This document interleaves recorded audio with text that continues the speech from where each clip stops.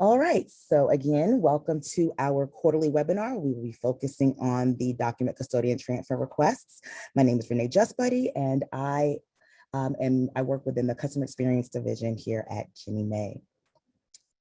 So next, we're going to take a look at today's agenda. So we're going to kick things off with an introduction and some instructions on how to utilize the Q&A during this webinar. Next, we're going to move into an overview of the document custodian transfer requests, and then we're going to provide some instructions on how you can access GinnieNet via My Ginnie Mae.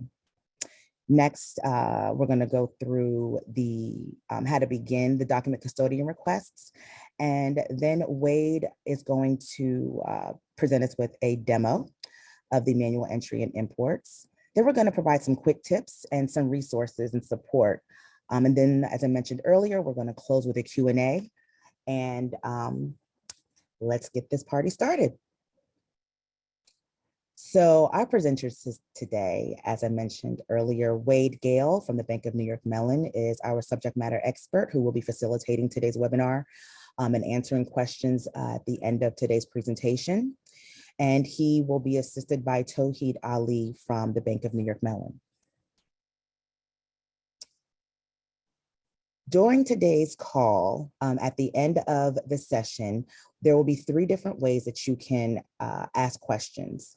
You can either raise your hand by hovering towards the bottom of your screen and selecting the raise hand button. That will let us know that you have a question.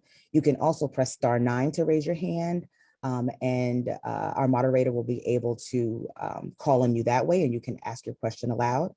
And you can also just type your question into the Q&A box. Again, please do try to avoid that chat box and only submit your questions via the Q&A box. All right, take it away, Wade.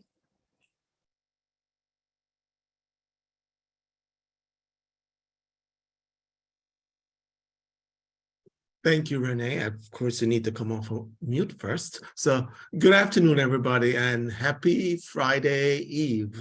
And I hope everybody, thank you for allowing me some time to spend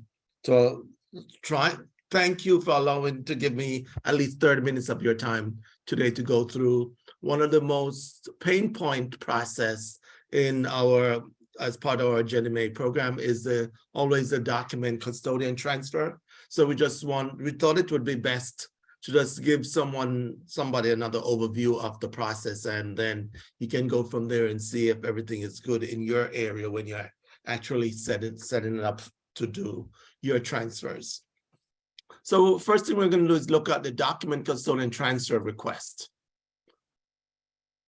And I'm sure you have heard about complete and partial document custodian requests. So let's take a look at that and see what that entails.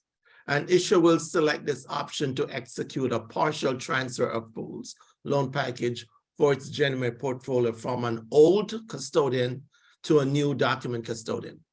You have to provide a list. The list will be attached with the request, and only the pool identified will be transferred to the new custodian identified. All existing document custodian must be identified for this request with an attached pool list for each existing document custodian. Recertification for all transfers pools are due 12 months from the effective date of transfer. So this is where a lot of the problems always happen, because people are not too sure when they're setting these things up. Am I doing a partial? Am I doing a complete? And this is when my team usually get the questions. I'm not too sure, but part of it too, you can tell us what your intentions are, but we and my group will not actually tell you that you need to do this, because we don't want to actually have to tell you. We actually don't want to give you the incorrect information, so we want you to come with your information so we can provide and guide you on what to do in terms of if you're doing a partial transfer or you're doing a merger. So we want you to do that.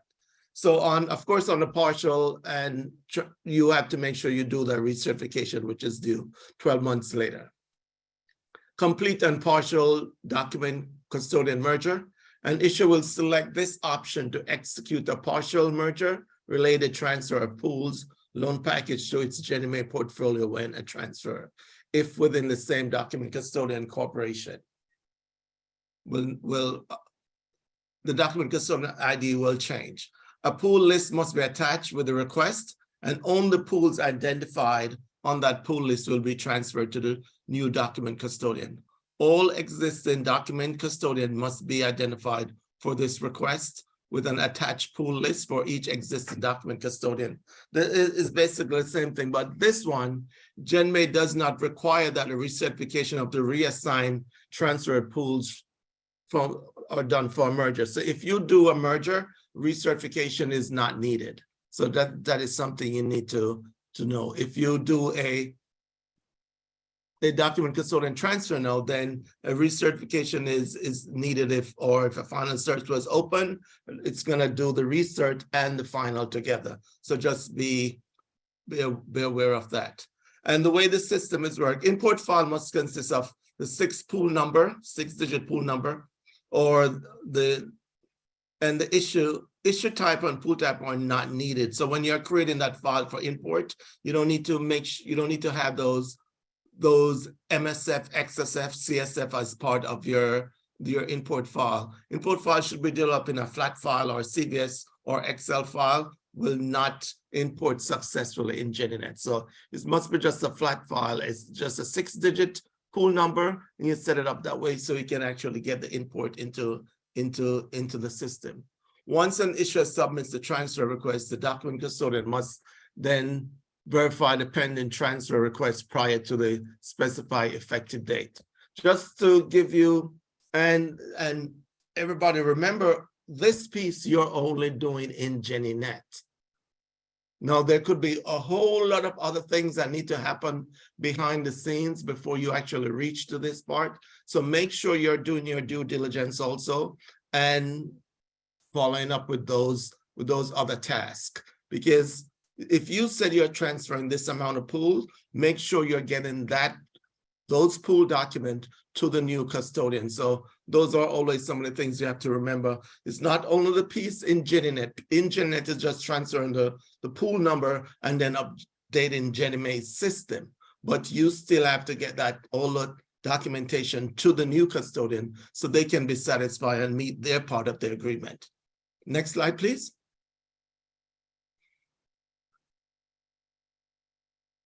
Okay, everybody know that we're now in My Ginnie Mae. That's our space. That's our home now. That's our big house where everything is into. We no longer log into GennyNet with our IIDs and then our special user ID. Everybody now logs into My Ginnie Mae. It's a single sign-on process. You log into My Ginnie Mae. Once you get on that screen, you're gonna go to the area that says Tools.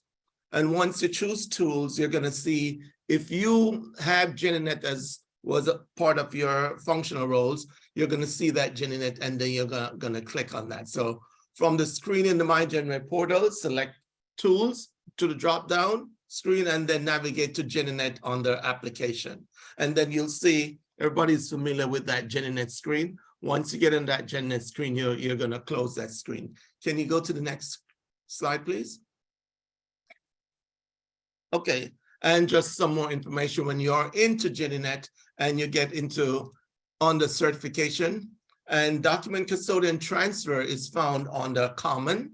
And on the common, you have the issuer transfer recertification, custodian transfer recertification 11708, and then we want to get to our document custodian transfer. Once you click on that document custodian transfer screen, it gives you two options. It brings up the screen that gives you the new custodian, transfer type, transfer date, month and year, regulation authority, and all of that. But we're not there yet.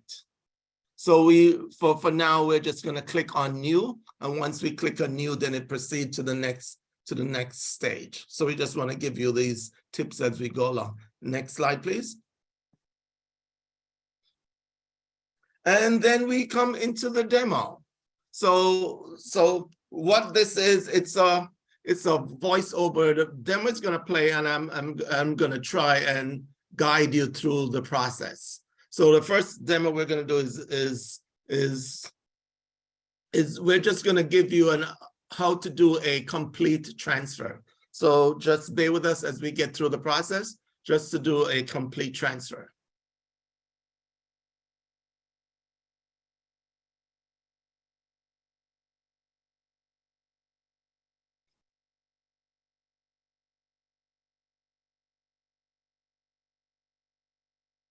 Gonna log in soon. I'm sorry, wait, we are on V1, right?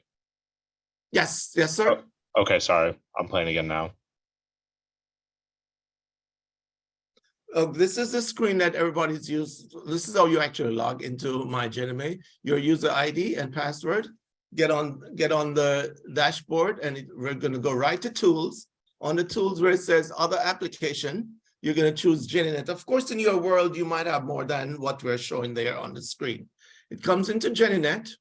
We're going to close GeniNet so it can take us. Don't worry about that piece. We're in the UAT section, so it comes up with something on the screen. So we're going to go to the main menu. On the main menu, we're going to go to the area that says certification. On the certification, we're going to choose document custodian transfer. And then on that page, we're going to choose new. Of course, the same things that we saw on the new, we're going to choose it as the 4 option, the complete. We're going to choose complete here to do our process. Now, this is the screen that comes up. We're going to select our new custodian. And these are custodians that have really gone through your MAMS process. We're going to choose the date of transfer. Then we're going to choose the regulatory authority. And then we're going to choose the last section there, and you'll see most of the time, we're going to choose a custodian now. The new custodian that we're sending this information to, we're going to click on add. I'm going to make sure we select the custodian so it's there. Then we can go over and do our pools. In this point, we can actually do an import. So we're going to import our log pools. So we're going to find a file that we have outside there on our drive. We're going to import and bring those pools in.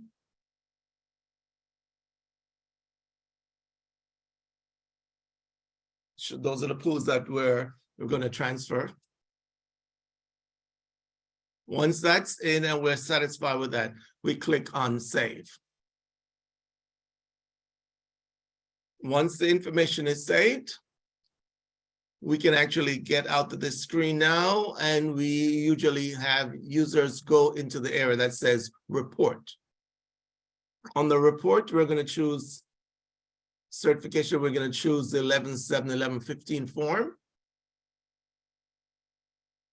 We're going to put in the date of transfer, and see, we did a little mistake here. We wanted to put in the date of transfer before you bring up the report. So we're going to go over again. Let's put in the date of transfer. Yes. Once we have that, we click on search, and then we start generate that report. This is 11.7.15 under your reports. Report is generated. Of course, if you're familiar with GeniNet, you know that the report just doesn't come out right away. It takes a while to generate. So that's what we're doing there, just trying to kill some time so it changes status before we can go down and print the report. And what we did here is a complete. And I should tell you how this works. Complete is, and this is where a lot of people sometimes get into trouble. The way the system was designed, we can just bring that in a little bit closer so we can see the information. This is 11. Now let's see, it has the new custodian information there. And at the bottom of the form, it also shows you the issuer information. If the custodian had done the certification, well, their piece would have been filled out too. We didn't submit this information. Now we just give you an overview of what's set up in there and where you can find the pool listing that's going to be sent to the custodian. Since this is just a complete, it's only going to have one list. It shows you the issuer, the previous custodian, and who the new custodian is. and the pools that are going to that new custodian. If we had 1,000 pools, most likely 1,000 pools would have shown on the list. So we're good. We view our information. The next step for us to do now would go to host communication and submit this information. Just to let you know, we did not set up we're not submitting via the token. We're just taking you to the screen and just showing you what to do. We select the transaction, click on OK. And once that's done, we're going to click on submit. And it brings in the piece for the RSA token. Of course, you're going to put in the necessary information and your code information that's needed as part of the soft token, and do the submission. Click on OK and do the submission to your custodian. I'd ask them to just close out on this so we can stop right there for the time being. One thing I want to say before we move on to the next slide, or we can show the slide if that's fine, is we just did a complete, and I just want to tell you a couple of stories about complete. And as I said, I should also give you a tip. We're in the process of looking up ways of improving the current flow that we have. So something is coming out new. I don't know when, but it's in the back of our mind to come out with something new. We just did a complete. Let me tell you, what if for some reason your company needed to do it should have been a partial. You know what happens in this case? Once you did that complete, we only put in 3 pool numbers there, okay, with just as a demo. But the way the system works, which is unfortunate, if you're doing a complete and you put in 1 pool number, guess what? Members on the call, your entire portfolio goes over to the new custodian. Yes, that is something we hope to fix in the next version of this document custodian transfer. The way it was set up and the way they wanted it was designed back then. If you did a complete and you choose complete and you choose 1 pool, your entire portfolio. So if you have 3,000 pools in your portfolio, those 3,000 pools will go over to the new custodian. And guess what? That's not what you wanted. So next, you're gonna get in touch with your account executive at Genomay. We're gonna get a call from them saying, can we do a reversal? We have done it because we know those are some of the pain points in the system that we need to make sure we fix those things. That's why we always say, make sure you know what kind of transfer you're doing. Because once you touch something and do this, guess what? That transfer happens and all your portfolio, if it's 3,000, 10,000, 12,000, 20,000, all of those pools at a transfer and went over to the new custodian. And then it also opens up recertification. So that's why I always say, be careful. If you're not sure, call us. Let's talk about it. Let's try and get this right, because the pain point is not only on your end, the pain point comes on the back end too, when Genomay has to give us an authorization to go behind the scenes and revert that document custodian transfer. So we just want to be careful on this. The screen that I'm showing you right now is, you know what, Ryan? What we did was just a complete transfer. No, I wanted to go back and do, let's do video number, let's do video number 3, V3. So we can just give them the other flavor of the process.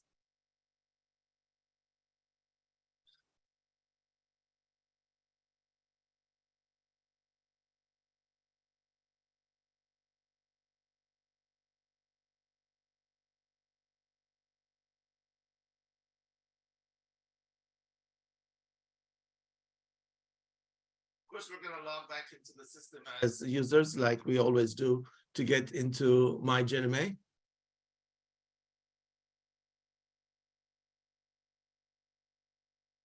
Once we get into the My Genomay, we're on the dashboard. If our dashboard looks like this, we're going to find where tools, and on the tools, we're going to choose again GeniNet. Jeanette's screen is displayed. We're going to click on close. Then it brings up the main menu. Under the main menu again, we're going to go to data. We're going to choose certification. On the certification, we're going to choose common, and then we're going to choose document custodian transfer. We're going to choose new. On the screen, we have the 4 options: complete, partial, complete merger, and partial merger. We're going to choose partial transfer. We're going to select the new custodian. We're going to select the date of transfer. We're going to select the regulatory authority. And we're going to also select that comment that we have to put in. Most of the time you find that comment if you're familiar with the form on the 15, on the 11.7.15 on the back. Now we're doing a partial. So you notice we have the new custodian. Now we are selecting the previous custodian. That means we're saying the pools that we're sending to the new custodian now goes to this custodian. So it's going to become previous. And guess what? We also have an existing custodian because we have more than one custodian here. So we have to list those pools also for the previous and the existing custodian.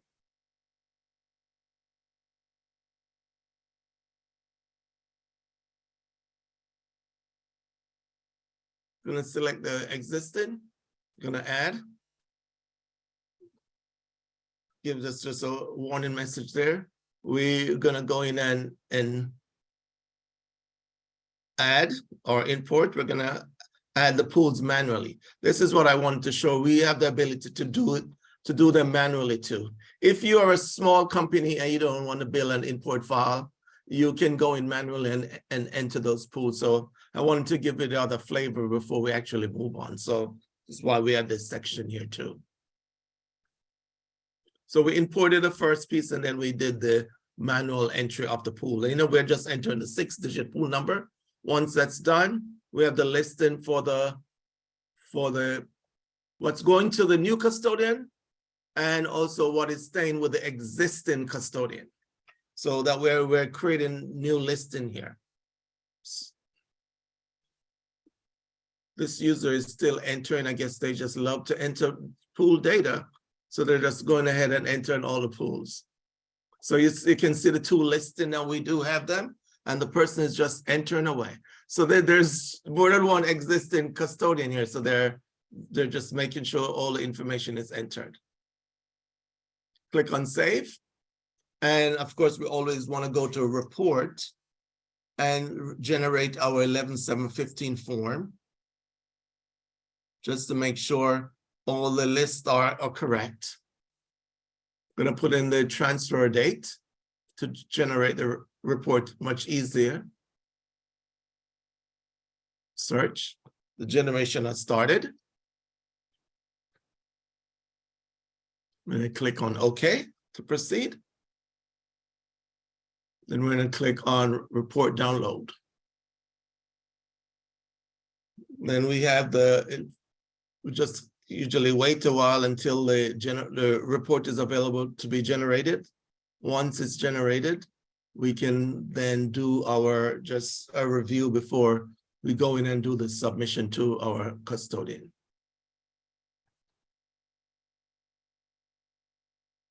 It's almost there.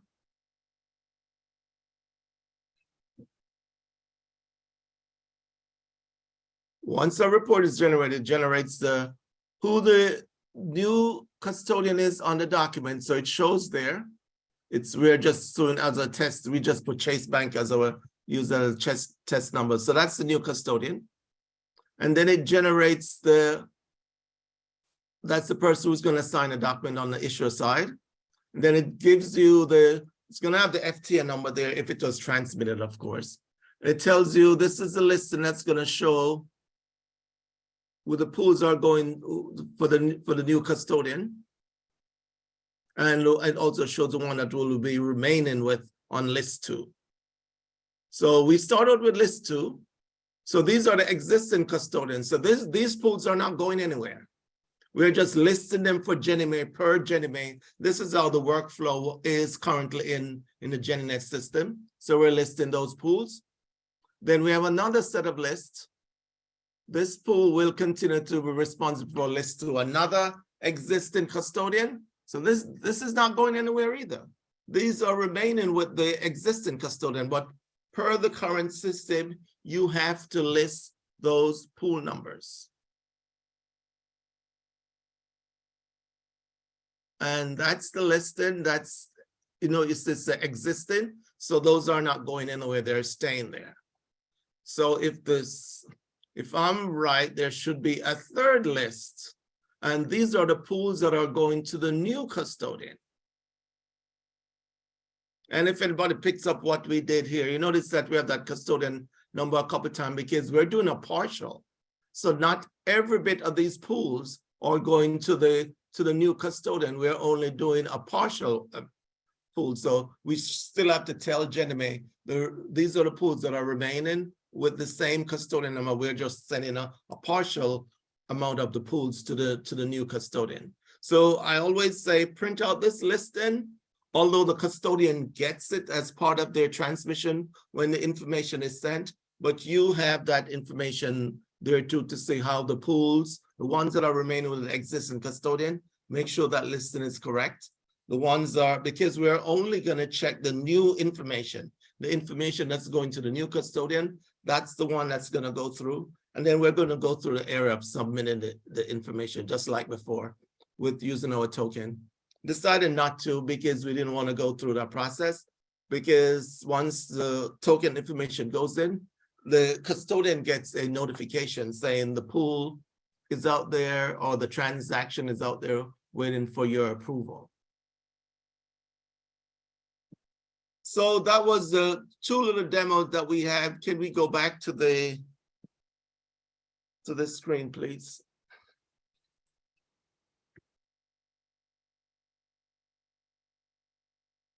Yes, and the reason why I put this screen in, GenNet host communication screen for document custodian, you as issuers don't see this, but when the transaction is sent and a notification is sent to the custodian, they go into their system and then do their due diligence. They can go in and print that form themselves.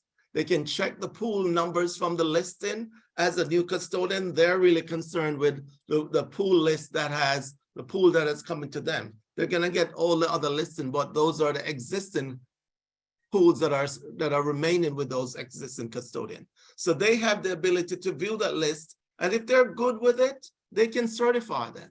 If they're not, they can reject them. And at this point, and I guess this is an agreement now between you and the custodian, they're hoping to receive all the documentation on those pools. If you said you're transmitting 30 pools to them as a new custodian, they're hoping to get those 30 documentation so they can actually do their evaluation and their due diligence to say, yes, we are good, we have all the documents, we can go in and do a certification. If they're not satisfied, they have all the ability to do a rejection. So just be mindful of that, issuers. The custodian has the ability to go in and do a rejection if they're not satisfied with the list. If they see something that one of the pools did not come over, they can reject the list, and you would have to go in and maybe add that pool manually.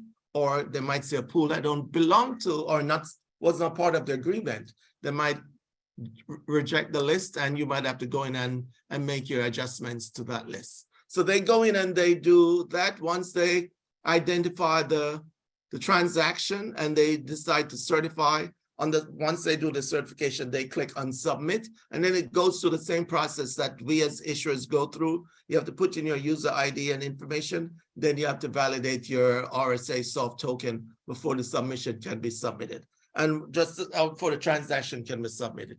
And just on your side, just you get a notification. The issuer also gets notifications saying the pool was either the transaction was either certified or was either accepted. So you just want to look out for that so you can actually continue your process Next slide, please. Okay, just some quick tips, some of the things that I just want users to be aware of. You might already know, but I just said, let's just try and remind you over again, just so for some reinforcement. Issuers with existing document custodian are required to submit a complete list of pools being transferred, as well as a pool list for existing document custodian. Just keep that in mind. You have to submit that list because that's how the system is set up if you have additional custodians. Effective date of transfer. The issuer should enter an effective date of transfer as a business day of the month, at least 3 days past the current date, and not more than 6 months past the current date. That's our suggestion. We're not saying you're doing your you start your transfer today. You have to put in 3 days from today. Maybe, what does it take it to maybe next Tuesday? Maybe that's not the agreement you have with your custodian. Maybe it's for a later date. You can put that in, but you cannot put nothing earlier than a three business days. That's what we're actually saying here. So not that, but if you put in Tuesday, just using an example again, as the date of transfer, your custodian has to do their due diligence and certify those pools before that date. Because if they certify after that date, what's going to happen? All that transaction, when it comes down for another check on Ginnie Mae's system, it's going to be rejected. And the reason why, you're going to get something back that date of transfer has passed. So you just have to be careful there, what date you're put in there. Give your custodian enough time to do their due diligence. Because if they certify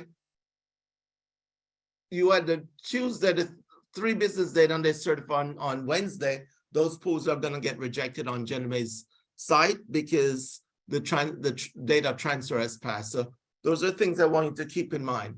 Pool transferred with pending final certification. This is very important to a lot of people who pools are in this stage. If a pool is transferred with a final certification pending, that certification will close out both open final certification and pending recertification for the recent transfer when the new issuer completes the pending final certs. Just want to say that again. When you do pools that are in a final cert pending status, and when you go into those pools will close out for final certs and also the pending recert for those pools when the pools are transferred. Those two processes will be closed out. So just keep that in mind. Approvals and rejection. We had mentioned this earlier. An e-notification approval or rejection is sent to the issuer and the new document custodian. Look out for those, because even on the mainframe Ginnie Mae's back-end system, we also send a rejection notice if something did not happen on that side. Partial document custodian transfer request. Issuer should ensure all necessary documentation is forwarded to the new document custodian before the partial document custodian request is performed in GinnieNet. Yes, I always stress that piece.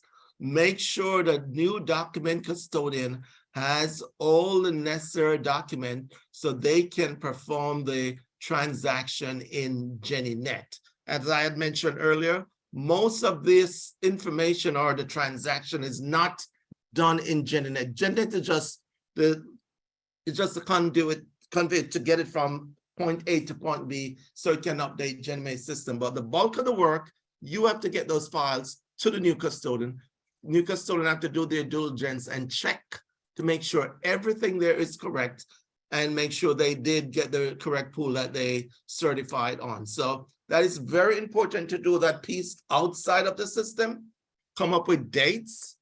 Maybe you should, if you're doing a document custodian transfer, you should start thinking, maybe I shouldn't go for this, the 3-day or the 6-day date. Maybe I should go for something maybe a month later.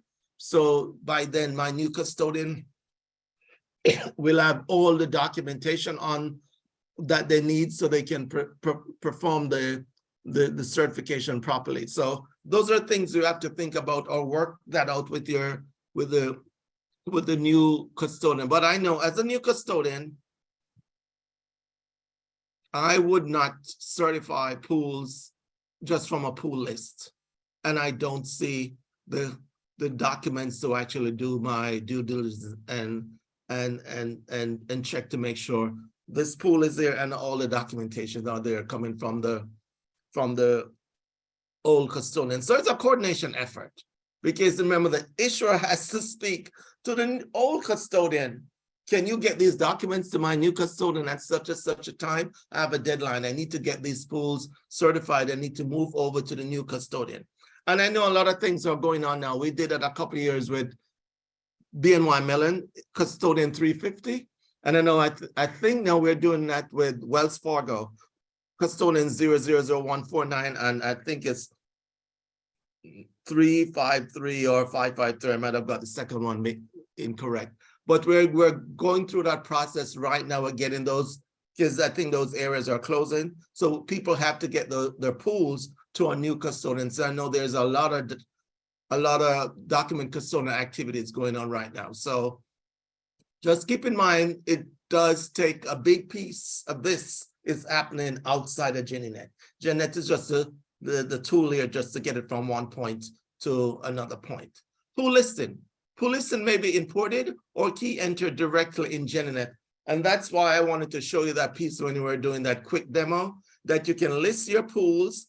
And of course, if you have a portfolio of over 3,000 pools, nobody's going to sit there. I know Wade Gale is not going to sit there and key those 3,000 pools in, because you're going to build that import file and do the import. It works faster, and it's just more efficient that way. So we just want to, so these are some of the tips we want to provide for you when you're doing these document custodian. And I always say, don't forget you have your partner, you have GeniMe.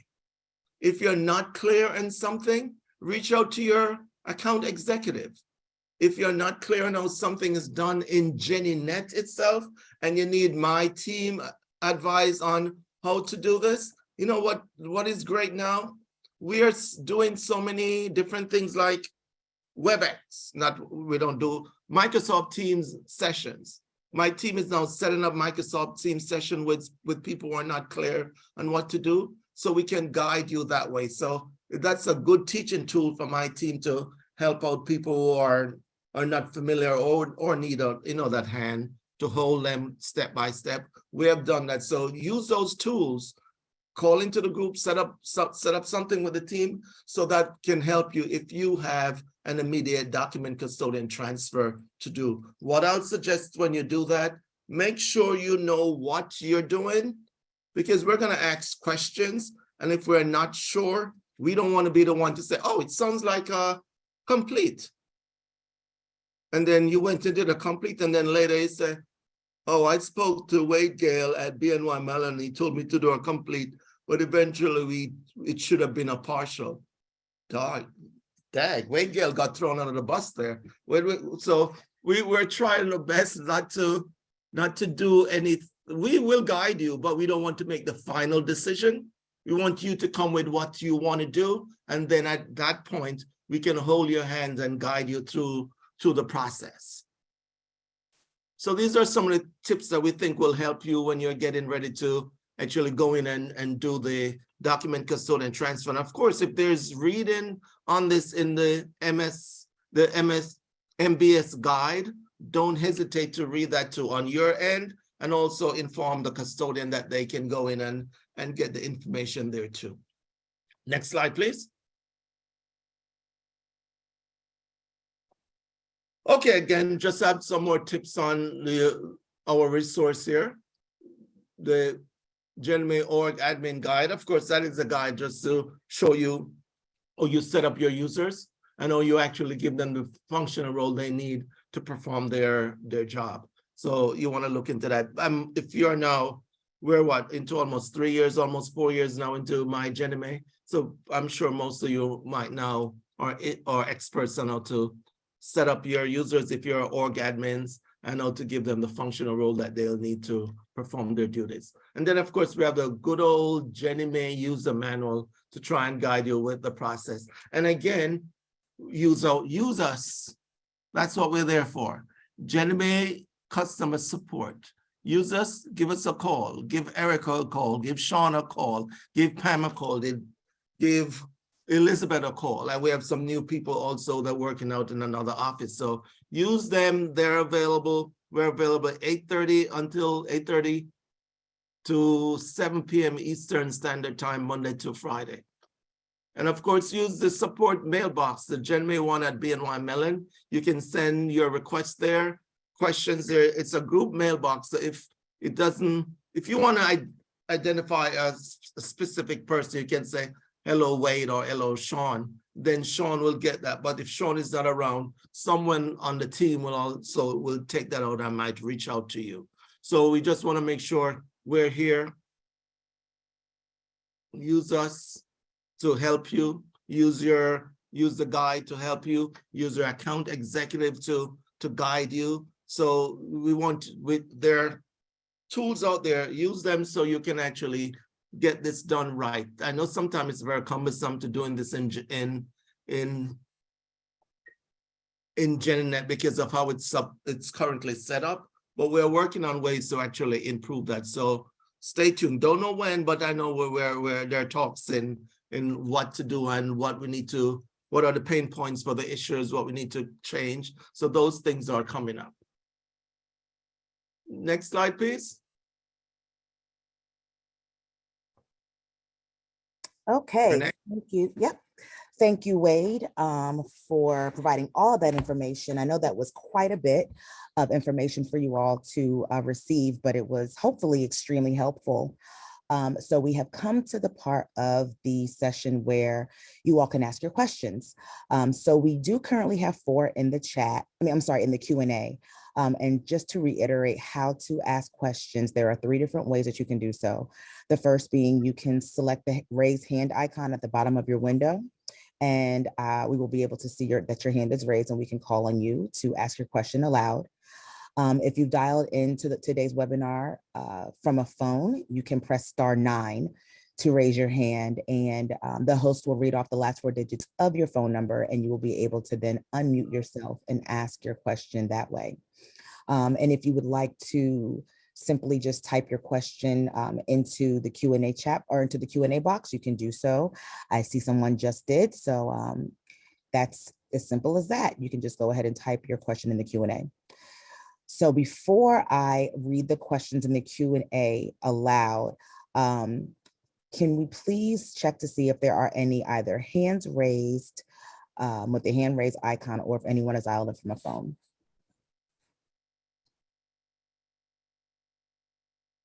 Ryan or Eric?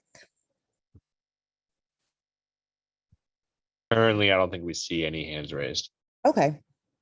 So we will move on to the Q&A. I'm gonna put everybody to sleep. No, no, we have questions. We definitely have questions in the Q&A box. So our first question is from Jennifer Starr. Her question is, which step should occur first? Documents received by custodian, then GenNet, or GenNet first?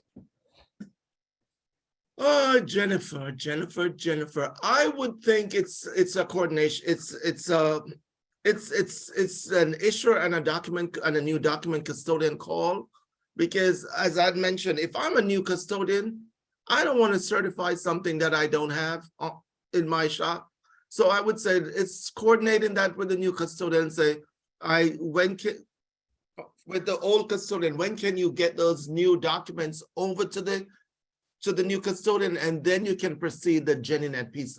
In my mind, I would prefer the new custodian has the documents before you go into GenNet and do your due diligence on that piece. Okay, I hope that answers your question, Jennifer. If you can give us a thumbs up, Jennifer, in the reactions box, we can know if we responded to your question appropriately. That'd be wonderful. Thank you. Okay, our next question is from Tom Trotter. Tom's question is, the upload of the flat file to accomplish the transfer. He wants to know, Wade, if you said how the format instructions are provided to us so that they know how to set up the columns, headers, and data type for each column. Tom, long time no hear from. We can send that out to you. You can just reach out to anybody on my team, and we can provide maybe an example for you, and then you can go from there, sir. So you can reach out to Erica or Sean or Pam, and we can provide something for you. All right, Tom had another question, and he said that he hasn't ever participated in transfers, only certifications and rejection of pools.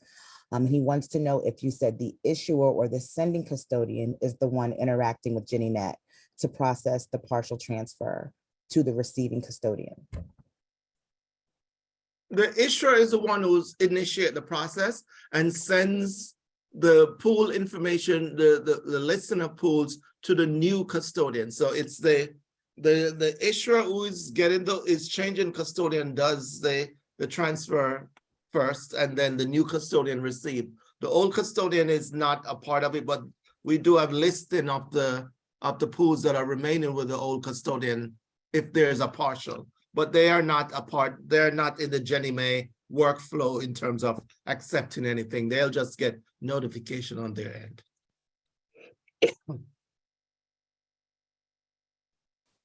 Did we have someone who wanted to ask a question out loud? Thought I heard someone come off mute. Okay, we have one last question from Christina Frey. And she wants to know, will this call recap provide contact phone numbers and email addresses for the Bank of New York Mellon? Yes, and absolutely. So I will answer this question in two parts. First, this presentation will be available immediately following today's session. And I'm just going to go back a couple of slides. Oh, actually, where are they? Almost to the left. Right here.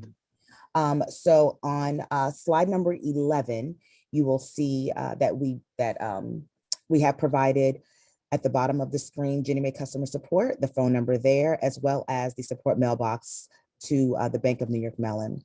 So if you would like to reach out to them for any additional questions, or if you need them to walk you through anything, please do feel free to reach out to either one of those contacts. And I just want to say, if you want to email directly, and I really don't know why you'd want to do that, but I'll give you my email address through. It's Wade, W-A-D-E, .Gayle, G-A-Y-L-E, at BNYMellon, MELLON.com. And then if it comes in my way, if I can help, I'll help. But if I need to delegate it, I'll delegate to one of my representatives who can walk you through anything you are going through on our questions or concerns you have.